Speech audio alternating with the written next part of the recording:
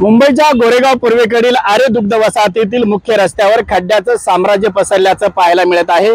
आरे वसाहतीतील हे जे मुख्य रस्ते आहेत हे 4 महिन्यापूर्वीच राज्य सरकारकडून तयार करण्यात आले होते। मात्र मुंबईचा जो पहिला पाऊस झाला, या पहिल्या पावसातच रॉयल पंप परिसरामधील या रस्त्यावर मोठ्या प्रमाणात खड्डे पडल्याचं आपल्याला या ठिकाणी पाहायला मिळत आहे।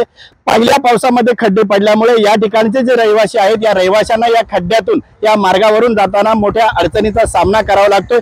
पाऊस असेल तेव्हा मात्र या ठिकाणी या खड्ड्यातून जाताना रिक्षा चालक किंवा दुचाकी चालक जे आहेत त्यांना मोठा मार्ग काढताना अडचणीचा सामना करावा लागतो। अनेकदा हा खड्डा चुकवताना या ठिकाणी अपघात देखील झाल्याचं या ठिकाणी नागरिकांकडून सांगण्यात आलं होतं। मुख्य म्हणजे या ठिकाणी जे कंत्राटदार आहे यांनी जी कामं केली या कामामध्ये कुठेतरी निकृष्ट दर्जाचं साहित्य वापरल्याचा आरोप देखील या ठिकाणी स्थानिक नागरिकांकडून करण्यात आला होता। आणि काही दिवसांपूर्वी या ठिकाणी जो जोरदार पाऊस झाला, या पावसातच या रस्त्यावर मोठ्या प्रमाणावर खड्डे पडल्यामुळे या ठिकाणी नागरिकांनी जो आरोप केला होता या आरोपामध्ये काहीतरी तथ्य असल्याचं देखील या ठिकाणी पाहायला मिळत आहे।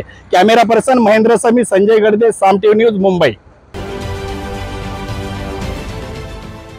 देश विदेशातील प्रत्येक घडामोडींचे लाईव्ह अपडेट मिळवण्यासाठी आता साम टीव्हीच्या सर्व सोशल मीडिया प्लॅटफॉर्मला लाईक, फॉलो आणि सबस्क्राईब करा।